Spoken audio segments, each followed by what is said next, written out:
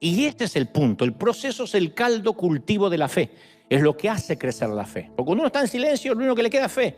Confiar que va a salir de ahí. ¿Qué te queda? Vengan que a las 7 de la mañana va a haber un parte médico. ¿Qué es lo único que puedes hacer? O la estupidez que hacíamos con mi hermano, o irte a casa, descansar y usar la fe. No puede hacer nada. Tu hijo sale a pasear y te dice, te aviso, vengo de noche, porque ya está en edad para irse. Vive en tu casa, pero tiene el nene 41 y se va. Y la madre dice, yo no puedo dormir hasta que él no regrese. ¿Qué puedes hacer? Ponerle un seguidor, un microchip sin que se dé cuenta, en alguna parte, haciéndole creer que es un supositorio. Y ves por dónde anda mi hijo. Se está tardando mucho. O descansar y usar la fe. Irte a dormir, en paz me acostaré y asimismo dormiré. Solo Dios me hace estar y vivir confiado. Eso es parte del proceso que se aprende en la fe, en confiar, ¿sí?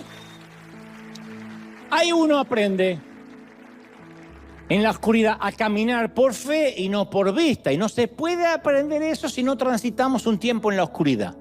Hay una cantidad de sucesos importantes en la Biblia en que la victoria se alcanzó en la noche, en la oscuridad. Jacob luchó toda la noche.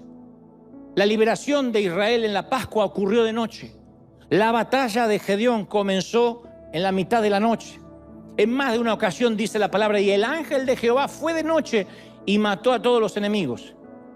Entonces esto, como le decimos a los chiquitos, la oscuridad no es para que te asustes, es para que descanses.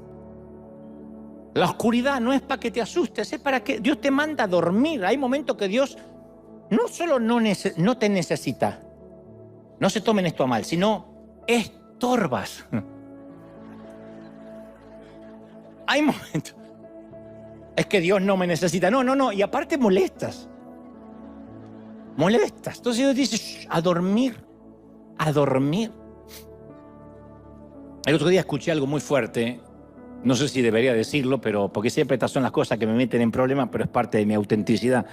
Un amigo mío me dice, ¿sabes? He pensado seriamente que a veces Dios permite en ciertas ocasiones, no siempre, la enfermedad del Alzheimer porque desconecta Dios el cerebro de alguien para tratar directamente con su espíritu, sin interrupciones.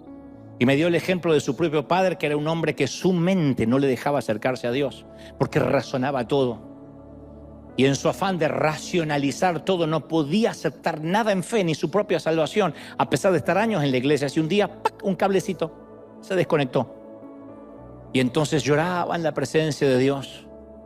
Y tenía grandes encuentros con Dios. Y este hijo decía, si papá no hubiese tenido desconectado parte de su raciocinio, no hubiese tenido ese encuentro con Dios. Este es un caso extremo de lo que yo creo. No tengo evidencia teológica para respaldar esto, pero yo sí estoy de acuerdo y coincido y adhiero plenamente de que muchas veces nosotros mismos somos los estorbos para un proceso de Dios. Y estamos, Señor, quiero ser almendro, quiero ser almendro, quiero ser almendro, quiero ser almendro. Y dice, bastón, cabezón, bastón, cabezón. Y cuando nos conformamos con ser bastón, nos manda a la oscuridad. Y dice Salmos 46, quédense quietos, reconozcan que yo soy Dios. Entonces, ¿para qué Dios a veces nos pide que nos quedemos quietos? ¿Para reconocer que Él es Dios? ¿Que tú no eres Dios, que no manejas la vida? Quédate quieto, porque andando crees que estamos trabajando juntos, dice Dios. ¿Crees que yo te necesito? Quédate quieto y reconoce que yo soy Dios. Quédate quieto, adórame y reconoce que yo peleo tus batallas. ¿Estamos de acuerdo? Quédate quieto. La cosa es que durante la noche más larga y más solitaria de su existencia, el pequeño almendro comienza a sentir algo raramente familiar, que fluye a través de sus células. Había pasado mucho tiempo desde que había tenido esa sensación que ni siquiera ya sabía qué era. La humedad se empezó a filtrar a través de la marchitada vara que alguna vez fue almendro. Y en medio de la oscuridad sintió la extraña sensación de que la corteza se le estiraba. Y literalmente ve que ¡pac!, sale un brote de su costado. Y luego otro brote estalló en la superficie del otro costado. Eso mientras estaba en la oscuridad. Y mientras que un tercer brote aparece, el primer brote comenzó a florecer, aún en ausencia de la luz solar de raíces que no tenía, plantadas, supuestamente debería haber estado plantado en un suelo que lo sustentara. Luego el segundo brote florece, seguido del tercero y el cuarto. Uno a uno continuaron toda la noche. Entonces, para el asombro del estupefacto almendro, uno de los brotes milagrosamente empieza a dar una almendra. Él nunca en su vida había dado almendras. Acuérdense que fue cortado antes. Y ahora ya había perdido no solo la capacidad, sino la esperanza de tener almendras. Yo digo siempre que uno siempre tiene esperanza para todo, aun cuando creemos que ya no va a poder ser. Por ejemplo, la mayoría de las damas debe guardar en su closet el pantalón de la esperanza.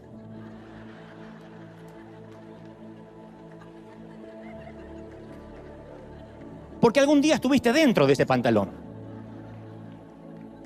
Hoy no te entra ni un brazo. El brazo no entra en una de las piernas. Tiraste todo menos el pantalón de la esperanza. Y te dice alguien, ¿no lo vas a tirar? No, porque algún día lo voy a volver a poner. Me voy a obligar a adelgazar. Perdón que te lo diga, en tu vida vas a volver a entrar ahí. La naturaleza grita, liberen a Willy, no va a pasar. Pero todos tenemos, yo también, un pantalón de la esperanza. El almendro tenía una almendra de la esperanza que no iba a pasar más, estaba cortado, estaba seco. Pero estos brotes empiezan a ocurrir en el preciso lugar en el que el almendro se sentía más abandonado y más destrozado. Y dice la palabra, y Moisés puso las varas delante de Jehová en el tabernáculo del testimonio, y aconteció que a la mañana siguiente la vara de Aarón de la casa de Leví había reverdecido y echado flores y renuevos y había producido almendras. Aquí es donde, junto con el almendro, empezamos a entender, resulta que cuando Dios está en la ecuación, cuando nuestros sueños mueren, es cuando sus planes recién están comenzando, recién está empezando. ¿Sí o no? En realidad la vara del almendro, sin vida, estaba a punto de descubrir el secreto de lo que es estar en la presencia de Dios. Ahí es cuando uno se convierte en la presencia de Dios, la persona que uno soñó ser. Ahí es. Cuando Dios hace su mejor trabajo, siempre es en secreto. Y la vara del almendro no comprendió que todavía era almendro. Hasta la mañana. Uno se olvida lo que uno era. La vida te hace olvidar el niño que fuiste, los sueños que tuviste. La vida se nos hace... en el servicio a Dios uno se olvida por qué queríamos servir. Queríamos servir para estar cerca de la gente. Y hay un momento en la vida que la gente nos empieza a hastiar. Y decimos, no soporto el mal carácter de la gente y cada vez viene gente más peor a la iglesia. Y si nosotros queríamos servir para estar cerca de la gente. Yo conozco un montón de médicos que querían ser médicos para servir a la gente. Hicieron un juramento hipocrático que eso harían y en algún momento, ustedes han conocido médicos así, maltratan, atienden con desdén. ¿Qué pasó en el proceso? Uno se olvida de que era almendro. De que aunque uno no produjo nunca frutos de almendra, uno tenía todos los sueños, la composición genética que uno realmente posee, resucita cuando uno está en la presencia de Dios. Hay una composición, hay genes que resucitan. Aunque la vara esté completamente desconectada del suelo, del sol, cuando uno está en la presencia de Dios, fluye la vida a través de las células secas. Empieza a fluir, eso siempre ocurre. ¿Lo crees, sí o no?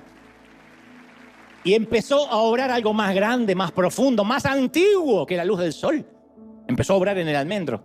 La acción normal de la clorofila, todas las leyes de la naturaleza que no pudieron hacer crecer al almendro, de pronto se vieron opacadas cuando el Señor hizo que la rama empezara a florecer. Y milagrosamente dio frutos en una sola noche, una sola noche. El pequeño se volvió almendro, todo lo que siempre quiso ser en apenas, ¿qué? 8 horas. 12 quizás. La frase en una sola noche a mí me toca muy de cerca, porque por allá en el año 91, un grupo de mujeres dijeron, pastor de los jóvenes te dirán, año 91, no te preocupes, en una sola noche, yo lo haré, en una sola noche. Todo pasará mientras estés durmiendo. Te acostarás siendo un hombre y te levantarás siendo otro. Yo era un absoluto desconocido. Y una noche en el año 96, en el Estadio Vélez de Argentina, se colma con 55.000 jóvenes. No sabían quién iba a predicar, sin publicidad, sin recursos, sin redes sociales, sin contacto. No existía internet. Los que son de Taylor Swift para acá creen que eso nunca pasó. Hubo un tiempo que en el mundo no había internet. No estaba en boga, por lo menos en Argentina. Y de pronto aquella noche aparece de la nada alguien que yo nunca había visto hasta ese día. Un famoso cantante llamado Palito Ramón Ortega, o Ramón Palito Ortega. 55.000 jóvenes vieron soplados, quién sabe por qué. Aquí tenemos un testigo que es Gastón, quien dirige la alabanza y la adoración, que fue con sus 15 o 16 años con su hermano. Vamos a Vélez, que me parece que viene un predicador no sé de dónde. Ahí fue que nos conocimos, o por lo menos él me vio de lejos, pero no tenía idea de qué se trataba. Y este Ramón Ortega se para a mi lado, saluda al gentío, canta. Hasta hoy no sé quién lo invitó, cómo llegó hasta ahí, por qué fue. Pero con él llegó todo un equipo de prensa, de gráfica, de radio, televisión. Y sacaban fotos. Y aquella noche nos fuimos a dormir y a la mañana mi jeta estaba en todos los periódicos y revistas. Y en todos los canales de televisión, en todos. Y aunque el famoso era Palito,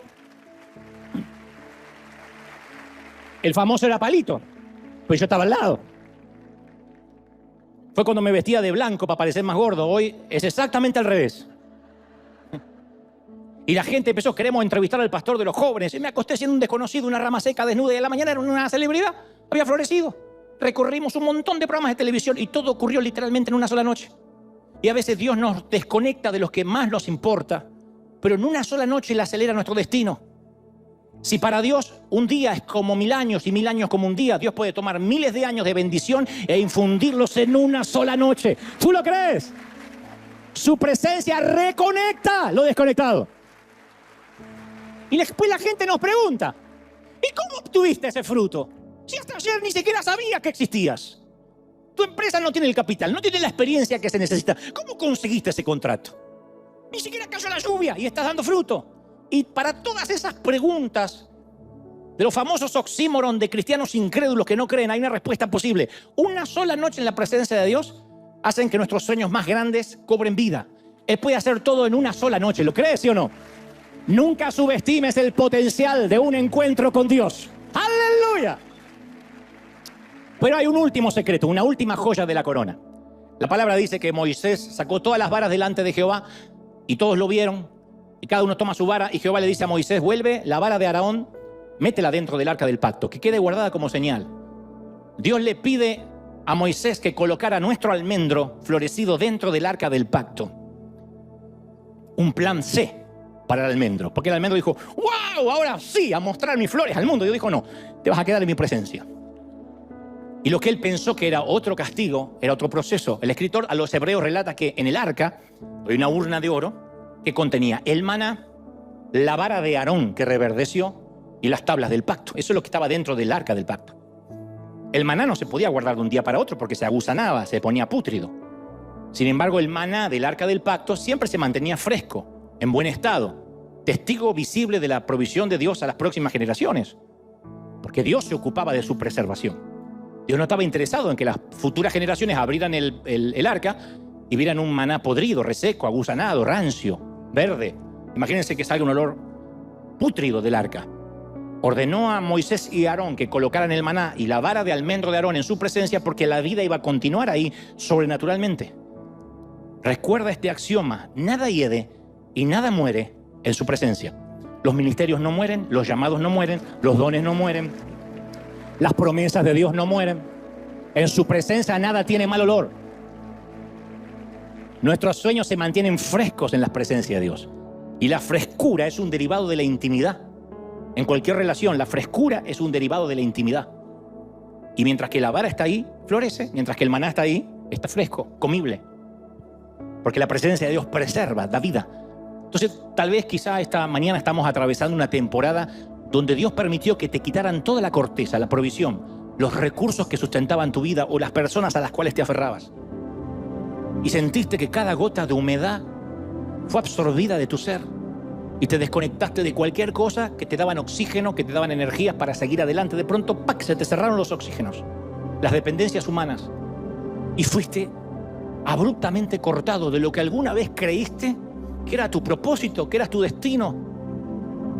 ¿Te acuerdas cuando decías, yo si no sirvo a Dios me muero? Si yo no soy mamá, no sé para qué me levanto cada mañana. Y un día los hijos se van. Y tu propósito de ser mamá, aunque lo sigues siendo técnicamente, a la práctica eres mamá 2 veces al año si lo eres, cuando te visitan. ¿Recuerda cuando decía, no, si me falta esto, me muero? Y Dios dice, ¿qué? ¿Cómo? ¿Qué dijiste? ¿Que si te falta qué, te mueres? Y te corta. ¿Eso o esa persona de la cual dependías? Entonces nos quedamos en medio de un silencio de corchea. Y justamente ahí es cuando uno deja de fingir. Deja de pretender ser una atracción más del Museo de Cera. Es cuando nos damos cuenta que no resultó ni nuestro plan A de ser almendros, ni nuestro plan B de ser bastón. Y es cuando nos desparramamos en la presencia de Dios sin saber cómo orar, sin aliento. Estoy hablándote de esas temporadas que no tienes ni oxígeno ni para adorar, pero solo puedes decir entre dientes o entre lágrimas, me siento desnudo, desconectado, inútil, solo, sin protección, vulnerable. Y esa termina siendo la oración más sincera y honesta de toda nuestra vida, porque nos damos cuenta ahí que estamos detrás del telón en medio de un proceso. Y le decimos a Dios estos, aquí estoy, Señor. Por primera vez no decimos, Señor, vengo a reclamar, me he preparado para servirte, aquí tu siervo, úsame que tengo seminario, usa mi capacidad. Ahí es cuando dice, Señor, soy una vara seca. Ya ni sé cuál es mi propósito ni mi destino. Y entonces Dios, que nunca se confunde la cera con la vida real, nos llena con su presencia.